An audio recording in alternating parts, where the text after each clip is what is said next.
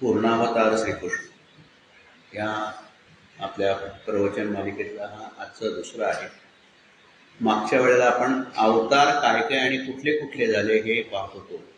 ते सगळे आपले सांगून झालेच नाही, पण आज फक्त त्यांचा थोडासा ओघवता विचार करून आपण प्रत्यक्ष श्रीकृष्णाला पूर्णावतार का म्हणतात आणि मग ते पूर्णावताराचे जे 6 गुण आहेत त्यातल्या एक एक गुणाची आपण सुरुवात करणार आहोत. तर श्रीकृष्णाने जे म्हटलेले की यदा यदा ही धर्मस्य ग्लानिर्भवति भारत अभ्युत्थानम अधर्मस्य तथा आत्मानं सृजाम्यहं, म्हणजे जेव्हा जेव्हा धर्माला ग्लानी येते, अधर्माचा जोर होतो, त्यावेळेला मी अवतार घेतो. आणि असे भगवंतांनी किती अवतार घेतले ते आपण मागच्या वेळेला पाहिले की पहिला नारायण अवतार घेतला होता, नंतर नारायण अवतार, नंतर मग हंस अवतार घेतला, मग दत्तात्रेय अवतार घेतला, दत्तात्रेय अवतारानंतर सनत कुमार अवतार, ऋषभ अवतार वगैरे, मग हयग्रीव अवतार. मग नेहमीप्रमाणे आपल्याला जे माहीत आहे ते मत्स्य कूर्म, मत्स्य म्हणजे प्रलय काळात पृथ्वी आणि पृथ्वीचे वनस्पती यांचं रक्षण करणारा मत्स्य अवतार. मग कूर्म अवतारात समुद्र मंथनाच्या वेळी मेरू पर्वत पाठीवर घेऊन जी घुसळण झाली तर कूर्म अवतार. मग श्वेतवाराह अवतार, त्याच्यामध्ये गजेंद्र उद्धरण अवतार. ह्याच्या बारकाईने सगळं हे केलेलं आहे, पण आपण आता नुसतंच अवताराचं नाव घेऊन पुढे चाललेलो आहोत. पुढे बालमुकुंद अवतार, नंतर मुरारी अवतार, मग नरसिंह अवतार, अर्ध मानव अर्ध पशु असा अवतार, मोहिनी अवतार, कुमार अवतार, आणि मग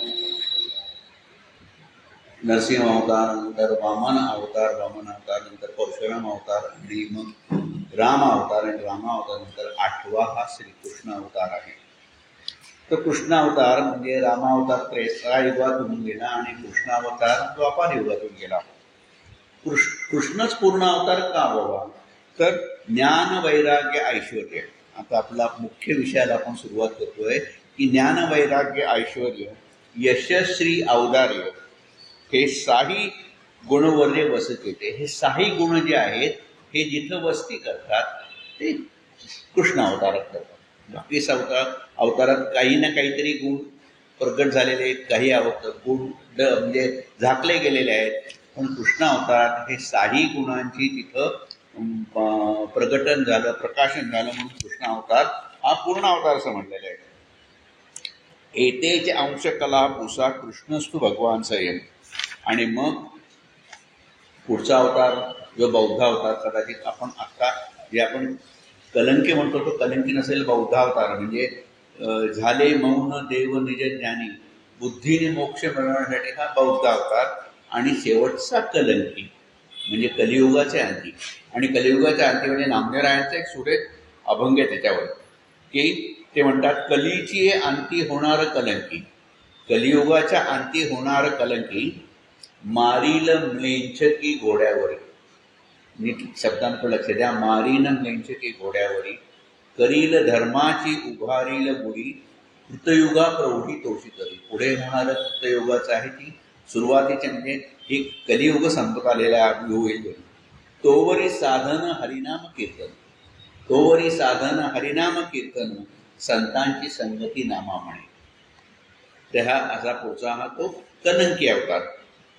कलियुगात अनेक दोष आहेत असं परमेश्वराने सांगितलेलं आहे, पण त्यासाठी काय करायचं की नाम जप हे सतत करायचं असतं, कर्मयोगाचं आचरण करायचं, निरपेक्ष भक्ती करायची, सत्संग करायचा, मग त्याच्यात कलीतूनही आपल्याला तरून जाता येईल.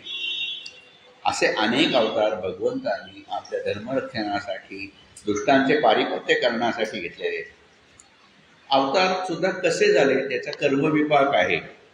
म्हणजे नामदेवरायांचा पुढचा एक अभंग सांगतो तुम्हाला की तो गमतीशीर जरा मजेशीर अभंग आहे की देवाला जेव्हा तो एकोहम बहुश्यम असं जेव्हा तो मनाशी म्हणतो आणि मग तो जिथं पुढचे म्हणजे सबंध चराचराची सृष्टी किंवा विश्वाची उत्पत्ती निर्माण होते, तर तो प्रत्येक ह्याच्यात म्हणजे हा कर्म केलं, मग कर्माच्या पुढे कर्मविपाक त्याला भोगायलाच आला. तसं नामदेवराय म्हणतात, देवा प्रथम तू कर्म भोगेसी. देवा प्रथम तू कर्म भोगीसी सागरी जळचरू मत्स्य झालासी कमटे न पाठी संडी कैशी कर्मे कासा विस केले तुझ अपवित्र नाम आदी वराह याहुनी थोर कुर्म कास अर्ध सावज अर्ध मानव हे भो भाव कर्माचे. आधी मी थोडं अभंग वसून थोडक्यात त्याचा हे सांगतो मग आणि तो तसा समजणार आहे. खुजेपुणी बळीशी पाताळी घातले तेणे कर्म तयाचे द्वार रक्षिले पितियाचे वचने मातेशी वदले ते कर्म जोडिले परशुरामा श्रीराम झाल्या बहुत आपदा कर्मी भोगविले अंतरली सीता भालुका तीर्थी वधिले अवजिता नाम अच्युता तुझ झाले ऐसा कष्टी होऊन बोध्य राहिलसी तू कलंकिया लोका भारीसी आपल्या दोषासाठी अनिका दंडसी निष्कलंका होशी नारायण ऐसा तू बहुता दोषी बांधलासी पुढलांची जन्मे अवगतुसी विष्णुदास नामा म्हणे ऋषिकेशी तुझी वीड कायचे स्वामी. हा गमती तर एवढा की म्हणतो की देवाच्या कर्मविपाकाने देवाला अवतार घ्यावे लागतात असं नामदेवराय म्हणतात. की माझी थोडक्यात उदाहरण सांगितले. रामाला मातेने वनवासात का धाडले तर आदल्या परशुराम अवतारात परशुरामाने मातेला मारलं होतं म्हणून रामाला मातेने हे दिलं. नंतर कृष्णाचा बाण लागून मृत्यू का झाला व्याधाच्या यांनी तर कृष्णाने वालीला आडून बाण मारला होता. हे सगळे असे कर्म केली म्हणून ती कर्म भोगावी लागली असं आहे. देवाला कुठले कर्माचं बंधन नसतं. गीतेतच देवाने सांगितलेलं आहे की नमे पार्थस्य कर्तव्यम त्रिषु लोकेषु किंचन नाना व्याप्तम अवाच्यम वर्त एवच कर्मणी. त्रैलोक्यात मला करायचं कुठलंही कर्म नाही. प्राप्त झालेली गोष्टी गोष्ट म्हणजे मला कुठली गोष्ट प्राप्त नाही म्हणून मी कर्म करतो असाही प्रकार नाही. लोक कर्म करायची टाळाटाळ करतील लोक आपल्या कर्तव्य कर्माला चुकतील म्हणून मी कर्म करत असतो आणि माझं उदाहरण दाखवतो आणि मला कर्माचं बंधन नाही.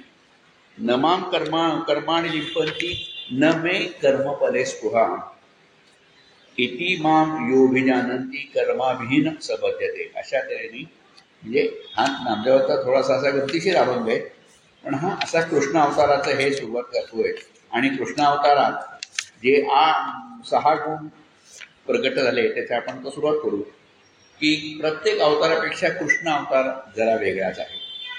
इतर अवतारात आता म्हटलं त्याप्रमाणे भगवंताने काही गुण लपवलेले काही गुण प्रगट केलेले आहेत पण कृष्ण अवतारात सगळे 6 गुण त्याने आहेत. ते षडगुण म्हणजे कुठले कुठले यश श्री औदार्य ज्ञान वैराग्य ऐश्वर आणि पुढं असं वाटायचं हे जे अवतार आपण पाहिले आपल्याला माहीत असले जसे अवतार की मत्स्य कुर्म वराह वगैरे वगैरे हे कदाचित मानवी उत्क्रांतीच्या पायऱ्या आहेत का काय की बाबा जळचर झाला आधी मग जळचर झाला मग उभयचर म्हणजे जलचर आणि भूचर कासव मग फक्त भूचर मग तो कोण वराह मग थोडासा अर्धवट हे झालेला म्हणजे तो नारसिंह वगैरे अशा उत्क्रांतीच्या पायऱ्या आहेत का काय. म्हणजे प्रत्येक अवतारात काहीतरी थोडंसं नोंद दाखवत पुढच्या अवतार म्हणजे परशुरामाच्या अवतारानंतर म्हणजे वामन फुजट होता म्हणून पण शूरवीर पराक्रमी देखणा व्यक्तिमत्वाचा परशुराम पण त्याचाच एक न्यून असं होतं की तो एकटाच होता. पुढच्या अवतारात सीतामाईशी लग्न करून ते एकटेपणा दूर केला. रामावतारात तो मर्यादा पुरुषोत्तम झाला. रामावतार आणि कृष्णावतार जवळजवळ सारखेच आहे पण कृष्णावतारात सगळे त्यांनी गुण प्रगट केले. आज आपण कृष्णाचा श्री हा गुण पाहणार. श्री तर प्रत्येक परमेश्वराचा हा प्रत्येक अवतार किंवा अवतारातला ह्या षडगुण ऐश्वर्यातला प्रत्येक गुण म्हणजे हिऱ्याचा एक एक पैलू आहे आणि 6 गुणांनी त्याच्या व्यक्तिमत्वाला अतिशय झळाळी आलेली आहे. पण गोष्ट अशी आहे की गुणांना कृष्णाच्या सान्निध्यामुळे मोठेपण प्राप्त झाले. गुणांमुळे कृष्णाचं हे वाढलेले नाही मोठेपणा वाढलेला नाही आहे. गुणांचं सौंदर्य वाढलेलं आहे. आता श्री म्हणजे थोडंसं सौंदर्य या दृष्टीने कृष्ण शरीराने अतिशय सुंदर आणि मनाने सुंदर होते. देह पातळीवर कृष्णा इतका सुंदर अजून या विश्वात या चराचरात अजूनही झालेला नाही आणि पुढेही होण्याची शक्यता नाही. अख्ख्या विश्वात म्हणजे मदना जो सौंदर्याचं प्रतीक आपण मानतो, त्या मदनाला सुद्धा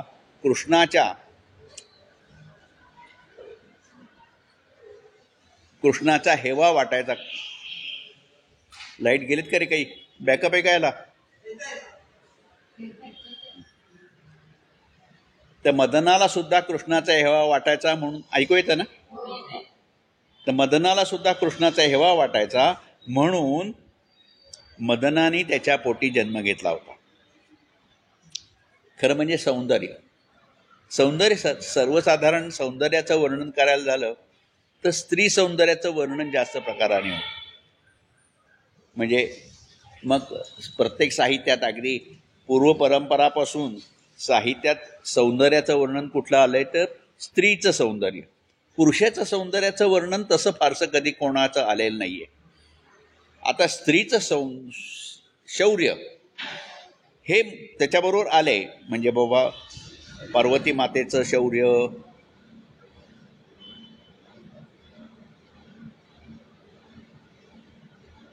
किंवा अगदी ह्या काळातले राणी लक्ष्मीबाईचं शौर्य, त्याचबरोबर चेन्नम्मा राणीचं, म्हणजे शौर्यवती स्त्रिया येऊन गेलेल्या आहेत. पण प्रत्यक्ष सौंदर्याचं वर्णन केलं की स्त्रीच पुढे येते असं आपला सगळ्यांचा अनुभव आहे. पण श्रीकृष्णाच्या सौंदर्याचं वर्णन सुद्धा अनोखं आहे. अगदी असं आहे. म्हणजे अगदी राम गणेश गडकऱ्यांच्या स्टाईलमध्ये बोलायचं झालं तर स्त्रीचं सौंदर्य हे तिचं शौर्य आहे आणि पुरुषाचं शौर्य ही त्यांची सुंदरता आहे असं म्हणायला काय हरकत नाही. कृष्णाच्या बाबतीत सगळं तो पराक्रमी तर होता. शौर्य, धैर्य, वीरता, प्रभुता, पराक्रम सगळं त्याच्यापाशी होतंच. त्याच्या इतका सुंदर अजून तसा कोणी झालेला नाही. त्याच्या कायेची सुंदरता, मनाची सुंदरता, अंतरंगाची सुंदरता, अगदी सारं काही येते. कृष्णाच्या बालपणाच्या सौंदर्याचे वर्णन वल्लभाचार्यांनी केलेले. फार सुरेख वर्णन केले वल्लभाचार्यांनी. ते म्हणतात, अधरम मधुरम, अधरम मधुरम, वदनम मधुरम, नयनम मधुरम, हसितम मधुरम, हृदयम मधुरम, गमनम मधुरम, मधुराधिपते अखिल मधुरम. सगळं त्याचा चेहरा सुंदर आहे, त्याचे डोळे सुरेख आहेत, त्याचे ओठ सुरेख आहेत, त्याची दंतपंक्ती सुरेख आहे, त्यातून अगदी चांदणे शिंपत जावं तसं चांदण्याचा सडा घालणारे त्याचे हास्यही सुंदर आहे, मनमोहक आहे, सगळंच त्याचं सुंदर आहे. खरं म्हणजे कुठलेही लहान गोंडस मूल दिसलं की आपण म्हणतो ना काय कृष्णासारखा दिसतोय मुलगा, आणि मग त्याला उठून घेतात, त्याचे पापे घेतात वगैरे. म्हणजे त्याला कुठलेही गोंडस मुलगा दिसलाय की कृष्णाचीच उपमा देते, कोणी दुसरं कशाची उपमा दिली जात नाही. अगदी त्याचे पापे घेतात, त्याचे आलाबाला करतात, त्याची दृष्ट करतात. आज माझ्या नावाने दृष्ट काढ असंही आपण म्हणतो की नको माझी दृष्ट लागली असेल. श्रीकृष्णाच्या शरीरावर आपादमस्तकापर्यंत कुठलंही ट्यून नव्हतं. त्याचे तळपाय, त्याच्या टाचा अगदी मूळ उगवत्या सूर्यासारख्या होत्या, गुलाबी होत्या. त्यावर अनेक दैवी शुभचिन्ह होती. शंख, चक्र, गोपद्म, त्रिशूळ, कमळ, स्वास्तिक, अंकुश, वज्र इतकी चिन्ह होती. त्याचे केस कुरळे होते आणि घनदाट होते. तेही त्याच्या सौंदर्यात भर घालत होते. त्याच्या केसावर एक गोष्ट आहे. गोष्ट अलीकडची आहे. म्हणजे या 300-400 वर्षापूर्वीची गोष्ट आहे. बादशाच्या दरबाराची, साधारण अकबर बादशाच्या दरबारात अशा गोष्टी घडत होत्या. एकदा अकबर बादशाह संबंधभर दरबारात म्हणला की काफिर है दुनिया में, काफिर है दुनिया में जो बंदे नहीं इस्लाम के.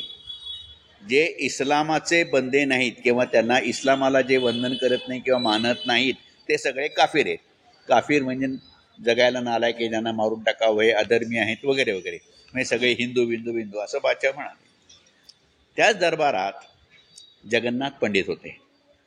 जगन्नाथ पंडित होते आणि त्यांनी ते ऐकलं आणि मग म्हणाले, बादशाह सलामत, गुस्ताफी माफ हो. बादशाह सलामत, गुस्ताफी माफ हो. एक हकीकत पेश करता हूँ. आप इजाज़त दीजिए. बादशाह अगदी जरा थोडासा असा मस्तवाल हे पण आहे, इजाज़त आहे, बोलिये बोलिये. त्याला तर सगळं की त्याच्या दरबारात अनेक राजपूत राजे वगैरे सगळे होते, सगळे गप्प बसले आणि त्यांनी कबूल केले की आम्ही काफर आहोत आणि आपण जे म्हणलं ते सगळ्यांना मान्य आहे की काफर आहे दुनिया में जो बंदे नाही इस्लाम के, हे सगळं मान्य केले, माना खाली करून बसलेले आहेत वगैरे. जगन्नाथ पंडित उठले. बादशाह सलामत, आप कहते हैं तो बराबर है, एकदम सही है. कैसा? कि काफिर है दुनिया में जो बंदे नहीं इस्लाम के, इस्लाम के जो बंदे नहीं हैं वो काफिर है. मंजूर आहे म्हणे. त्यात थोडीशी गोम आहे म्हणे. बादशाह म्हणाला काय? तर इस्लाम के मानिंदे, जगन्नाथ पंडित म्हणाले, इस्लाम के मानिंदे गेसू मेरे घनश्याम के. आता याचा अर्थ सांगतो. उर्दू साहित्यात लाम हे अक्षर कुरळ्या केसासारखं आहे. लाम हे अक्षर कुरळ्या केसासारखं आहे. तर इस्लाम के मानिंदे गेसू मेरे घनश्याम के, माझ्या घनश्यामाचे, माझ्या श्रीकृष्णाचे जे केस आहेत ना, या लांब अक्षरासारखे आहेत, कुरळी कुरळी घनदाट कुरळे आहेत. इस्लाम के मानिंदे गेसू मेरे घनश्याम के. आणि हा जो कुरळ्या केसांचा म्हणजे कुरळ्या केसांचा घनश्याम आहे, त्याचे जर कोणी बंदे नाही तर ते सगळे काफिर आहेत. इस्लाम के मानिंदे गेसू मेरे घनश्याम के, काफिर है दुनिया में जो बंदे नहीं इस्लाम के. इस्लाम के जो बंदे नहीं वो काफिर है. बादशाह तुम्ही सुद्धा काफिर आहात. यू टू बादशाह, तुम्ही सुद्धा काफिर आहात. नुसतं कृष्णाच्या सौंदर्याचं वर्णन करून जगन्नाथ पंडित थांबले नाही, तर तो जो कृष्णाला जो विसरतो तो काफिर असं बादशाच्या तोंडावर सांगून त्याचेच त्याच्या डोक्यात घातले.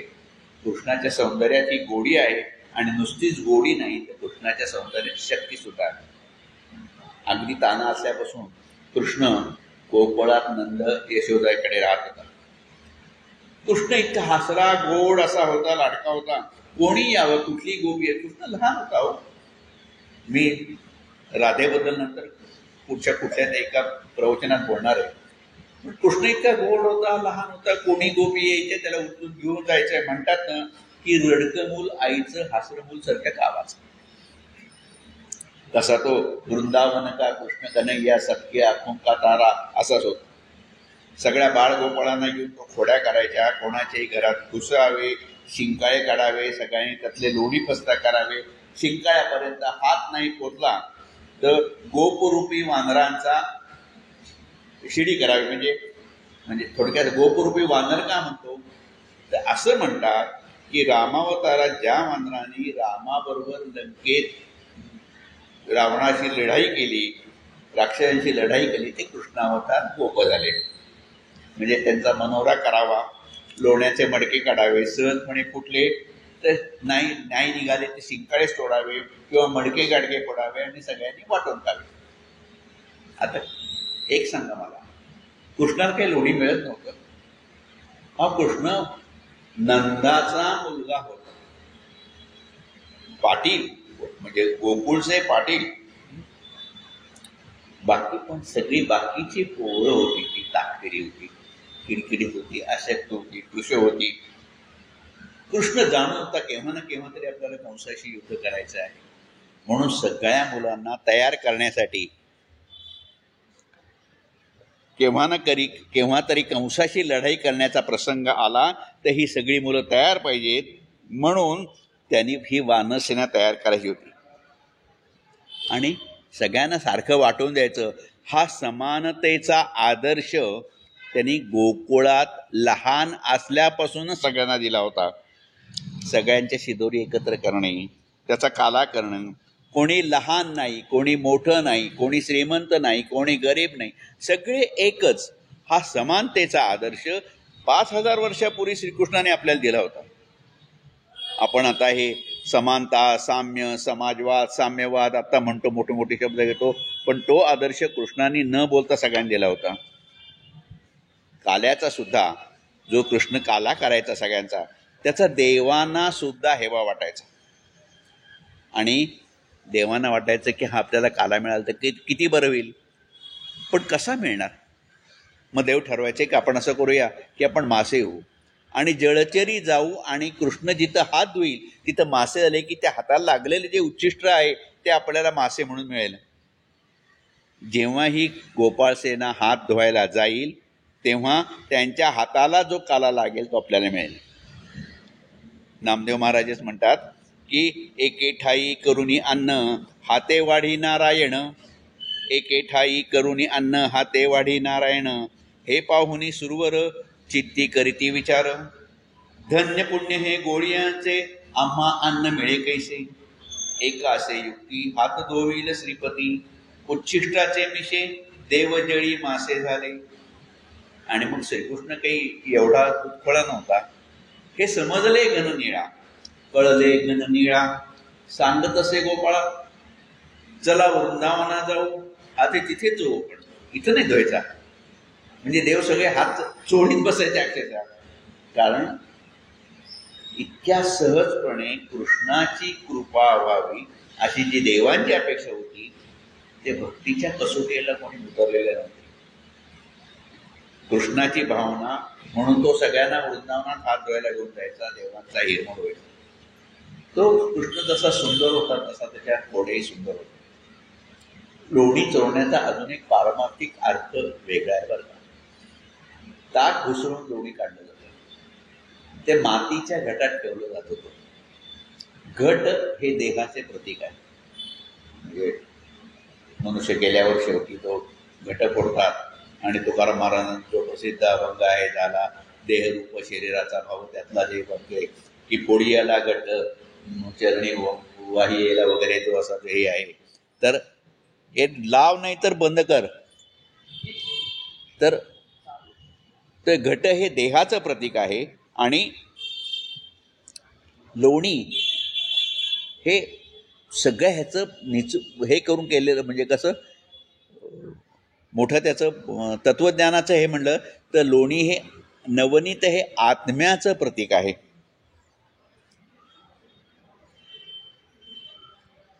ह्याची म्हणजे लहानपणापासून नुसतंच तो व्यावहारिक ज्ञान सांगत नव्हता तर पारमार्थिक जोड त्याला देतं. ज्याला समजून घ्यायचं असेल त्याने समजून घ्यावं. हळूहळू ते भिनायला सुद्धा लोकांना एकदम परमार्थाचा अर्थ सांगितला, एकदम तत्वज्ञान सांगितलं तो डोक्यावर न जाईल. म्हणून त्या बाबतीत शांतपणे सगळ्या गोष्टी की हे नवनीत आहे हे आत्म्याचं प्रतीक आहे, घट हे आपल्या देहाचं प्रतीक आहे. कारण प्रत्येक माणसाच्या बाबतीत माणसाला कुठे काय आडवं येतं माहिती आहे का, त्याचा अहंकार. म्हणजे जेव्हा जो आत्मा असतो तो जेव्हा आईच्या पोटात असतो तो सोहम सोहम म्हणून असतो, मी आहे तो, मी तो आहे, मी तो आहे. पुढे तो जेव्हा जन्माला यायला लागतो तेव्हा तो कोहम म्हणतो, मी कोण आहे, मी कोण आहे, मी कोण आहे. आणि मग जेव्हा जन्म घेतो आणि सटवाई त्याच्या कानात सांगते अरे हे सगळे बाकी ते सारखे आहेत पण तू जरा वेगळे आहेस बरं का, की त्याचा अहंकार वाढीला लागतो आणि अहम अहम अहम सुरुवात होतो. आणि जेव्हा अहमला सुरुवात होते तिथं परमेश्वर दुरावला. त्यामुळे हे लोण्याचं प्रतीक, हे गटाचं प्रतीक कृष्ण एका वेगळ्या अर्थाने वेगळ्या दिशेने हे सगळ्यांना लोकांना त्या बाळ गोपाळांना गोकुळवासियांना सांगत होता. म्हणजे अहंकार इतका आहे की जरा जरी अहंकार झाला देवाच्या बाबतीत तर देव शेकडो योजने दूर जातो. म्हणजे वृंदावनातल्या गोपींना असाच अहंकार झाला की आपण कृष्ण कृष्ण आपल्याबरोबर नाचतो गातो हे करतो, मी कृष्ण भोगला असं म्हणतो. एका क्षणात कृष्ण नाहीसा झाला, तो गोपींपासून दूर गेला. त्याच्या सौंदर्याचं वर्णन शंकराचार्यांनी फार सुरेख केलेलं आहे. भजे व्रजैक मंडनम समस्त पाप खंडनम स्वभक्त चित्तरंजनम सदैव नंद नंदनम सुपिच्छ गुच्छ मस्तकम सुनाद वेणु हस्तकम अनंग रंग सागरम नमामि कृष्ण नागर. वज्रभूमीचा अलंकार असलेला, सगळ्यांची पाप ताप खंडन करणारा, भक्तांचे चित्तरंजन करणारा, त्याच्या मस्तकावर मोरपिसांचा मुकुट आहे, हातात ज्याच्या सुरांनी क्षुधा तृषा हरण होते अशी बासरी आहे, आणि जो मदनाचा सागर आहे, अशा कृष्णाला मी नमस्कार करतो असं शंकराचार्य. कृष्णाची काया एवढी सुंदर होती की कोणीही तिच्या प्रेमात पडावं. त्याच्या काळात वैजयंती माला होती, कंठात कौस्तुभमणी होता, मुकुटाला मोरपीस खोळले होते, कटीला रत्न मेखला असायचा, वाम खांद्यापासून कमरेपर्यंत आलेले ब्रह्मसूत्र, आणि सर्वात मोठा कृष्णाचा अलंकार म्हणजे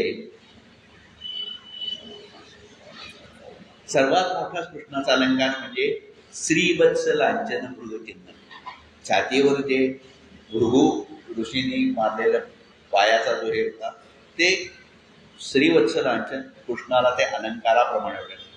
अगदी कृष्णाने एखाद्याला सायुज्य मुक्तता दिली त्याच्यासारखं केलं तरी ते जे भृगलांछन आहे तो कोणालाही त्याचं केलं, तो त्याचा अलंकार. त्याच्या हातातली बासरी पाहिली. बासरीबद्दल मी खूप वेळा सांगितले, पण बासरी पाहिली तर बासरी म्हणजे काय हो, एक पोकळ बांबूचा हातभर असलेला तुकडा, सरळ, त्याला कुठेही वेडवाकडं वळण नाही, म्हणजे एखाद्या सरळ माणसाच्या मनासारखं. त्याच्यावर 6 छिद्र. ती 6 छिद्र म्हणजे काय की जणू ती सांगते की ही 6 छिद्र हे षड्रिपू आहे. म्हणजे ही षड्रिपू आपल्यापासून, या बासरीपासून, बासरीच्या वाटे निघून जावेत ती षटछिद्र. विशेष म्हणजे बासरीचा बांबू निवडताना ते पंचमी, सप्तमी, अष्टमी, नवमी या तिथी वगळतात. ह्या तिथी वगळतात. बांबू निवडताना या तिथी वगळतात का, तर ह्या सगळ्या तिथींच्या शेवटी मी येतो. मी म्हणजे अहंकार, आणि इतका नकोय म्हणजे कृष्णाला तो अहंकार. अहंकार म्हणला की समजला परमेश्वर आपल्यापासून पळून गेलेला आहे. थोडक्यात सांगायचं म्हणजे बासरी हे वाद्यातले एक सच्शील व गुणी व्यक्तिमत्व. अशा बासरीचा या गोकुळातील साऱ्या हेवा गोपी करायच्या, कारण कृष्णाच्या ओठाशी ती बासरी सदैव असायची. त्याची भूल, सौंदर्याची भूल, कृष्णाच्या सौंदर्याची भूल वृंदावनातील गोपींना पडली होती. प्रत्येकाला वाटत होते कृष्ण माझा व्हावा, कृष्ण माझा व्हावा, कृष्ण माझा व्हावा. किमयने प्रत्येकाला असं वाटायचं हा माझ्याबरोबरच क्रीडा करतोय, माझ्याबरोबरच नृत्य करतोय, माझ्याबरोबरच रासक्रीडा करतोय. म्हणजे परत नामदेवांच्याच अभंगाचा आधार घ्यावा लागतोय की कामाग्नीने कृश पाडिले सकळ, मांडियेला खेळ मनमनाचा, एक एक नारी एक एक कृष्ण. प्रत्येक गोपीला असं वाटायचं कृष्ण माझ्यावर नसतोय. एक एक नारी एक एक कृष्ण, करावया पूर्ण इच्छा त्यांची. प्रकृतीशी ऐसा बोलला गोविंद, करीती आनंद नामा म्हणे. त्यातही निरातिशय प्रेम करणाऱ्या गोपींना त्याने काम भावनेतून सायुज्य मुक्ती दिली. गोपींच्या प्रेमाबद्दल कबीरजी म्हणतात, कबीरांचा एक दोहा आहे, कबीरजी म्हणतात, अरे कबीरा कबीरा क्यों कहते, कबीरा कबीरा क्यों कहे जा जमुना के तीर, कबीरा कबीरा क्यों कहते जा जमुना के तीर, जहां एक एक गोपी के प्रेम में बह गए कोटी कबीर. प्रत्येक गोपीच्या मनात श्रीकृष्णा मनाबद्दल एवढं प्रेम होतं की एका एका गोपीच्या प्रेमात हजारो कोटी कबीर वाहून जातील इतकं प्रेम होतं. आता सर्वात महत्वाचे म्हणून त्याच्या सौंदर्याचं संपूर्ण वर्णन कोणीच करू शकलेलं नाहीये. त्याच्या चेहऱ्यावर दृष्टी गेली की तिथंच नजर ठेवून पडायची. त्याच्या पावलांचा महिमा गावाला गेलं तिकडं लक्ष द्यावं तर डोळे पावलाकडेच लावून द्यायचे. ती पाहत असताना दृष्टी इतरत्र पाहायला नकारच द्यायची. याच पावलाने अहिलेचा उद्गार केला, याच पायऱ्याने रणदुंदुभीचे प्रेत उडवले, हेच पाय हे कालियाच्या फडावर थेथे थेथे नाचले होते, कालियाला जेरी सांडले होते. याच पावलांच्या ठिकाणी जे उगम झालेली गंगा श्री शिवशंकराने आपल्या माथी धरलेली, हेच पाय ठामपणे उभारून त्याच्या हाताने नुसत्या करांगोळीने गोवर्धन उचलला होता. हे पावलं कशी आहेत, जनांचे पाप तापहरण करणारे पाऊल. कृष्णाने कधी आपल्या हयाती शिकार केल्याचं नाहीये की कृष्ण गेला शिकारीला आणि शिकार केली. शिकार केली कृष्णाला पाहिली की हिंसुर शापद सुद्धा शांत होतो.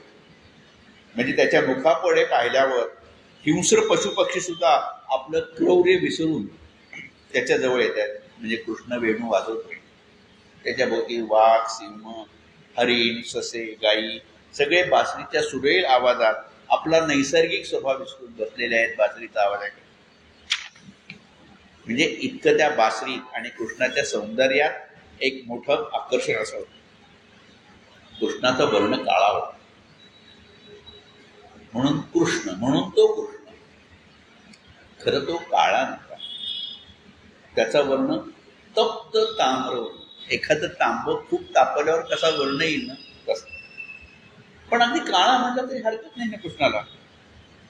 काळ्या रंगाच्या अनोखा सौंदर्याचे वर्णन सगळ्या संतांनी देहभान विसरून केलेले आहे.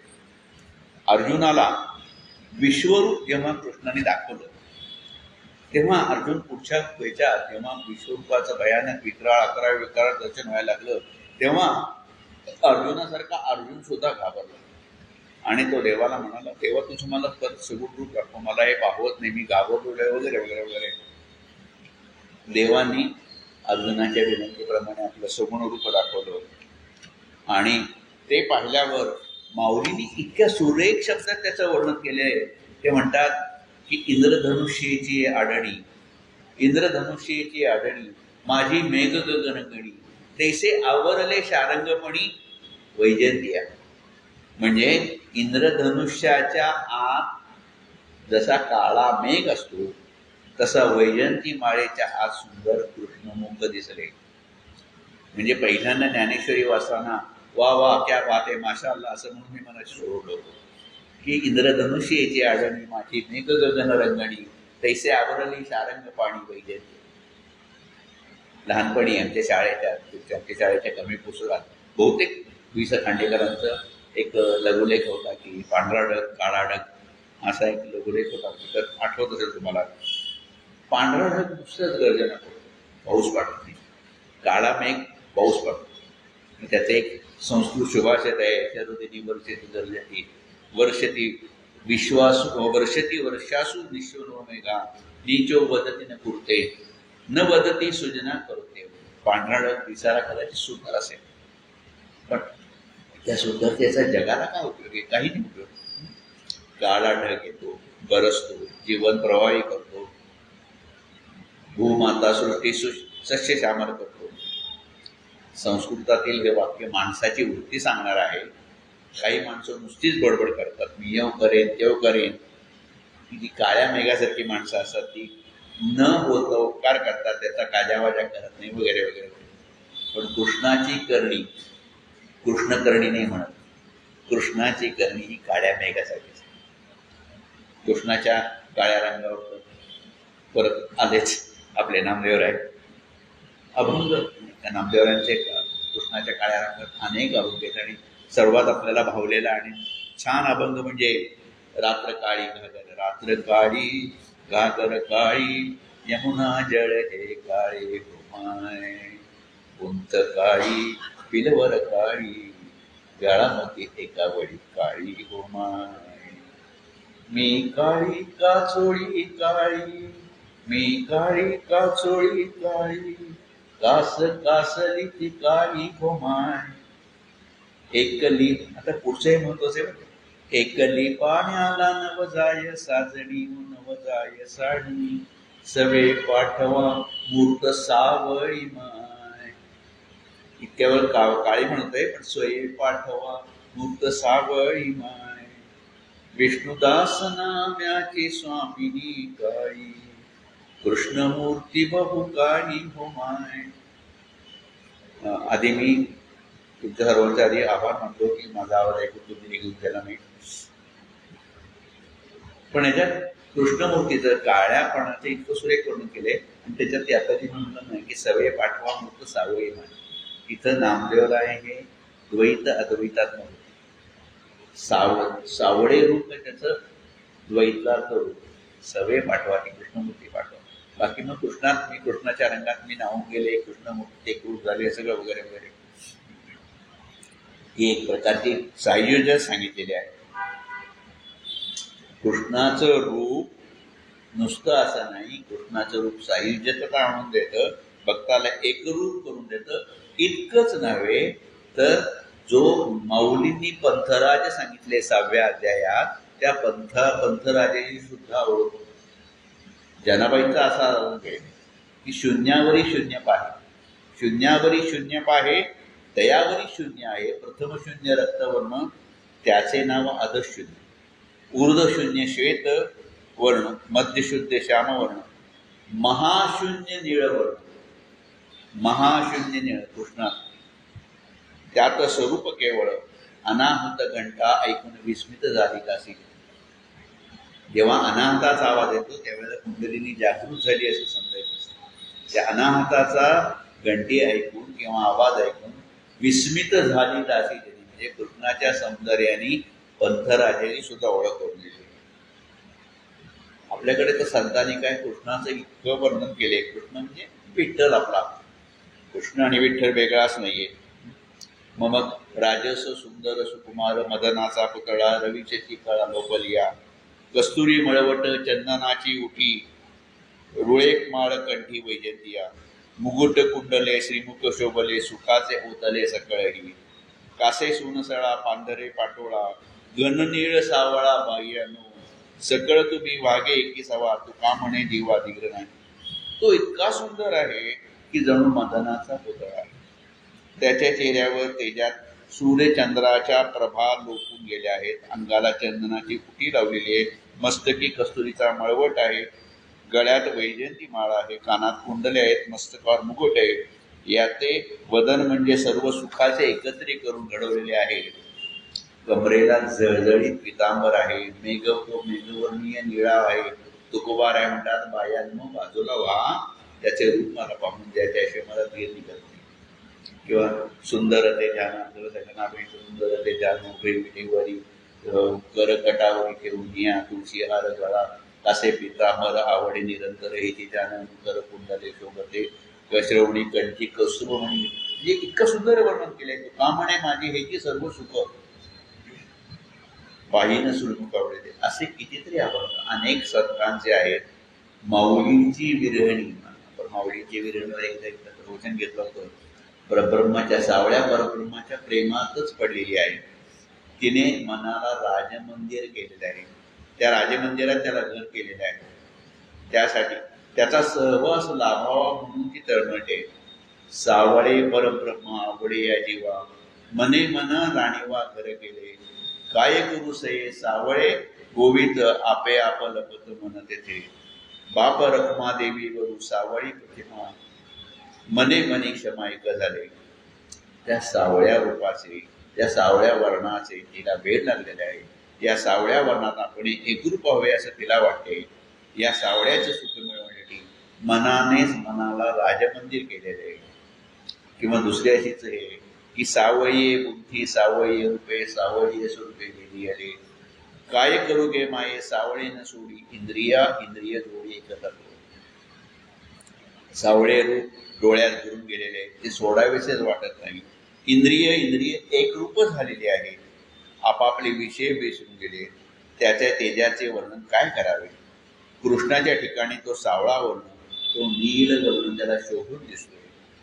गुरुकृपेने म्हणजे श्री निवृत्तीनाथांच्या कृपेने त्या सावळ्याचे ध्यान करायला लागलो की आपणही सावळे होऊ. सावळे होऊ म्हणजे तद्रूप होऊन जाऊ असं माऊली म्हणतात. भगवंताच्या सावळ्या रंगाचे, काळ्या रंगाचे सगळ्या संतांनी गाणं खूप म्हणजे अप्रूप आहे. त्या सावळ्या तनुचे वेळ मदर लागलेले नामदेव महाराज, सेना महाराज, गोरोबा काका, चोखा महाराज, यांच्या नंतर नाथ महाराज, तुकाराम महाराज, सगळ्यांनी कृष्णाच्या सावळ्या रंगावर अनेक अभंग केलेले. अहो नामदेवरायांचा पंजाबी भाषेतला एक अभंग आहे जो गुरुग्रंथ साहेबात आहे. गुरुग्रंथ साहेबात नामदेवांचे जे 61 अभंग आहेत त्यात गुरुग्रंथ साहेबात त्यांच्या पंजाबी भाषा नाही, ती साधू कक्कडी भाषा. म्हणजे पंजाबी, मराठी आणि हिंदी यांचं एकत्र मिश्रण केलेली साधू कक्कडी भाषा. त्या साधू कक्कडी भाषेत तो अभंग आहे. म्हणजे ते म्हणतात, सगळा अभंग नाही मी म्हणून दाखवत, पण ते नामदेवराय पाहताय की एक घोड्यावरून उमदा काळ्या रंगाचा पठाणी पगडी घातलेला उमद व्यक्तिमत्व येत आहेत. ते म्हणते हाले यारा खुशी कबरी बली बली जाऊ हो बली बली जाऊ वगैरे असं म्हणतो. आणि ते म्हणतात खूप तेरी पगरी मिठे तेरे बोल द्वारिका नगरी मी काहे का मग. तुझी पगडी छान आहे, तुझा आवाज चांगला आहे, पण ह्या द्वारका नगरीत हा पठाण कुठून आला. आणि मग ते म्हणतात की 14,000 आलम एक लखाना हम चिन्नी पती सह सावले बरणा. म्हणजे अरे द्वारका नगरी आहे ही, या नगरीत मोगल कुठून आला. पण तू घातलेली पगडी मात्र सुंदर आहे, हजारो लोकात सावळ्या वर्णाचा तूच एकटा वेगळा दिसतोयस. तू सूर्यदेवता आहेस, तू चंद्रदेवता आहेस, तू इंद्रदेवता आहेस, तू प्रजापती आहेस, तू ब्रह्मा आहेस, तू नामाचा मूळ मुकुंद आहेस. पण कृष्णाचं खरं सौंदर्य दिसतं. म्हणजे हे आता आपण जे पाहिलं ते बाह्य रंग पाहिलं, पण कृष्णाचं खरं सौंदर्य कुठे पाहिलं माहिती. कृष्णाचं खरं सौंदर्य त्याने अर्जुनाला दाखवलेले विश्वरूप आहे. अनेक वक्त्रम नयनम अनेक अद्भुत दर्शनम अनेक दिव्याभरणम दिव्यानुपद्रुपाय. नाना प्रकारची वेळ म्हणजे ते विश्वरूप जेव्हा अर्जुनाला दिसायला लागलं तेव्हा त्याचं वर्णन असं केले की नाना प्रकारची वदने, अनेक चक्षु, अनेक आश्चर्यजनक देखावे, अनेक दिव्य अलंकाराने अनेक आयुधे घेतलेले त्याच्या हात अर्जुनाला दिसायला लागली. सगळंच भव्य दिव्य असं होतं. दिव्य माल्यां धरम दिव्य गंधानुलेपनम सर्वाश्चर्यमयम देवतम अनंत. दिव्य पुष्पे, दिव्य वस्त्रे धारण केलेले, दिव्य गंधाची उडी लावलेले असा नवलाईने अनंत सर्वतोमुख दिसत होता. त्याच्या रूपाचे वर्णन करताना माऊली म्हणतात, ह्या त्याच्या विश्वरूपाचे वर्णन करताना माऊली म्हणतात, जया ते सांगावया वेद बोबडे. वेद बोबडे झाले म्हणजे वेदालाही त्याचं वर्णन करता येत नाही. पहावया काळाचे आयुष्य थोडे, ते पाहायला काळाचं आयुष्य थोडं आहे. धातया परीनं सापडे ठावे, धातया म्हणजे ब्रह्मदेवाला सुद्धा त्याचा ठाव सापडत नाही असं आहे. आणि मग भगवंतानी म्हणजे अर्जुनाने भगवंताची अनेक इतकी मुख पाहिली की ती लक्ष्मीकांत श्रीकृष्णाच्या राजमंदिरासारखी होती, अथवा सौंदर्य लक्ष्मीची प्रगट झालेली भांडारे, किंवा आनंदाचे बगीचे होते, किंवा सौंदर्याला राज्य प्राप्त व्हायची मनहरण करणारी त्याची वदने होती. मग तेथे सैंग देखे वदने जैसी रमा नायकाची राजमोहने नाना प्रगटेली निधाने लावणी श्रेष्ठी. की आनंदाचे वने सासिलेली जैसी सौंदर्य राणीव जोडली तैसी मनोहरे देखिली हरीची वक्ती. म्हणजे इतकं सुंदर सुंदर असे ते श्रीकृष्णाचे म्हणजे विश्वरूपाचे वदन, मुख, त्याचे डोक्यावरचे मुकुट, त्याचं तेज सगळं अर्जुन पाहत होता, विस्मयचकित झाला होता. काय पाहून काय नाही, काय पाहून नाही. त्याच्या सर्वांगाला डोळे कुठे चित्तर होते. आणि परमेश्वराने दिव्य दृष्टी दिसल्याने त्यांनी आपले चर्मचक्षु बंद केले तरी ते त्याच्या डोळ्यासमोर सगळं दिसत होतं, कारण परमेश्वराने त्याला दिव्य दृष्टी दिली. पण हळूहळू त्या विश्वरूपाचं रूपांतर दाहक अशा तेजात व्हायला लागलं, संहारक दिसायला लागलं. दिवी सूर्य सहस्रस्य भवेत उत्पत्तिता यदि भा सादृशी मा साक्षात भासा तस्य महात्मना. आकाशात सहस्रावधी सूर्य एकाच वेळेला प्रकाशित व्हावे, त्याची प्रभा जशी उत्पन्न व्हावी तशी तरी ती महात्म्याच्या म्हणजे परमेश्वराच्या प्रभेसारखी होईल असं सांगितलेलं आहे. कृष्णाचे हे अलौकिक रूप अर्जुनाला पाहायला मिळते, पण त्याचे सौंदर्य त्या पहिल्या सौंदर्याला त्याचे विक्राळ सौंदर्य होते.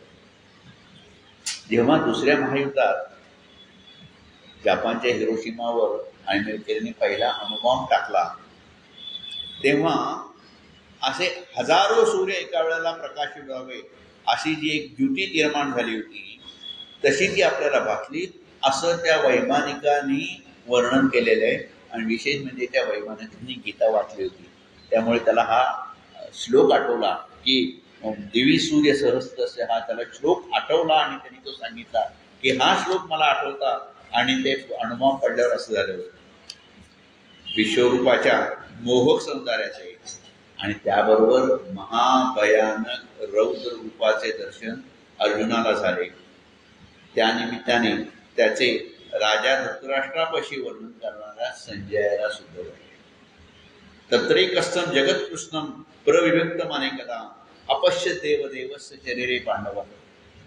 त्यावेळी अनेक भिन्न रूपाने विभागात असलेले सर्व विश्व देवादिदेवांच्या शरीरावर किंवा शरीरात एके ठिकाणी पाहिले.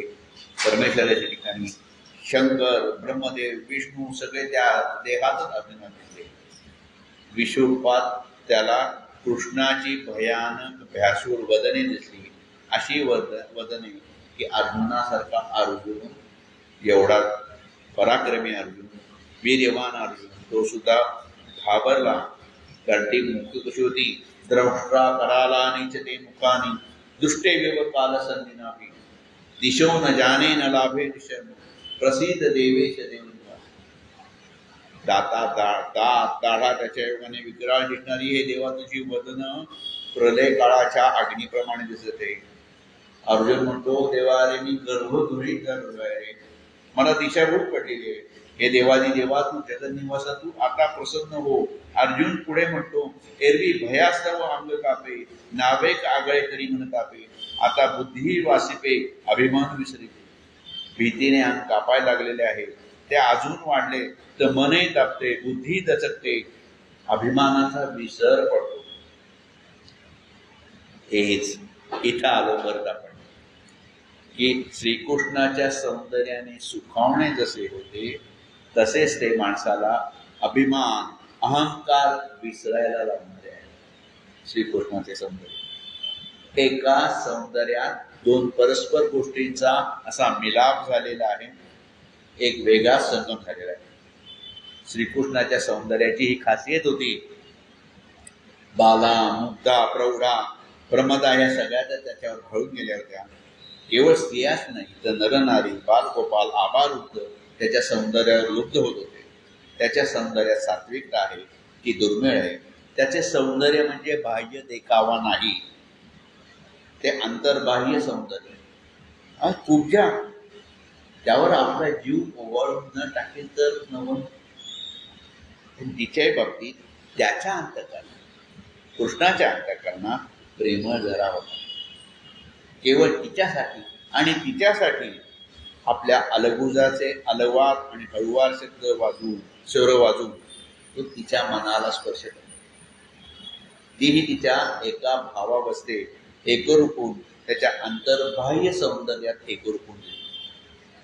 खरं म्हणजे कृष्णाची काया इतकी सुंदर होती की युगानुयुग त्यांनी ते तशीच ठेवली असती तरी तिला काही बात नाही. म्हणजे कृष्ण जेव्हा निजधामाला जायला निघाला तेव्हाही आपली काया अशी जपून ठेवावी. पण ज्याने प्रत्यक्षात तुम्ही देह रूपात म्हणजे जीवतत्व असताना सुद्धा देहातीत व्हा असा सल्ला दिलेला, तो आपली काया कशाने जपून ठेवेल? त्याने आपली कायाही जपून ठेवलेली नाही. म्हणजे देहावर प्रेम करू नका हेही त्याने सांगितलं. नाहीतर मग देहावर प्रेम करणाऱ्यांनी किती ओळखते. श्रीकृष्णाने आपल्याला सांगितले, मग आपली काया कशी जपू? म्हणजे जसा त्या पिरॅमिड्समध्ये किंवा कुठल्या तरी चर्चमध्ये एखादा ते वर्षानुवर्षाचं प्रेत सगळं ठेवलेलं असतं, तसं कृष्णाने आपलं कलेवर ठेवलं असतं. कृष्णाने तसं केले. म्हणजे देहात असताना देहातीत व्हा हा त्याचा खरा उद्देश. या देहाची या साधने सच्चिदानंद पदवी घेणे आणि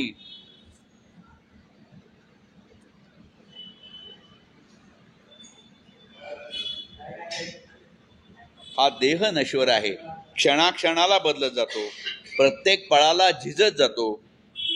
शिर्यते इति शरीरा, ही शरीराची व्याख्या आहे मुळी, की क्षणाक्षणाला जे शिर्यते म्हणजे क्षणाक्षणाला क्षर पावते, हळूहळू कमी होते. म्हणजे आहे जे शाश्वत आहे त्याच्यावर श्रद्धा ठेवा, त्याची भक्ती करा. इतर संस्कृतीत देह म्हणजे मी असा अट्टहास त्यांनी केला नाही, म्हणून आपलं शरीर आपलं कलेवर जगण्याचा अट्टहास त्यांनी केला नाही. बाह्यता कृष्ण मदनापेक्षा सुरेख होता, पण काळापेक्षाही भयंकर होता. किंवा तो कालोहम, मी काळ आहे असं म्हणणारा होता. त्याचे आंतरीचे सौंदर्य त्याच्या बाकी गुणांनी निखरलेले होते. प्रत्येक गुण आपण प्रत्येक प्रवचनात पाहणार आहोत. आपण आजच्या ह्या श्री या गुणावर एक बोलून झालेलं आहे, श्रीकृष्णाचं सौंदर्य. आता पुढच्या प्रवचनात आपण श्रीकृष्णाच्या यशाबद्दल बोलणार आहोत. आजचं प्रवचन संपवू. नमस्कार.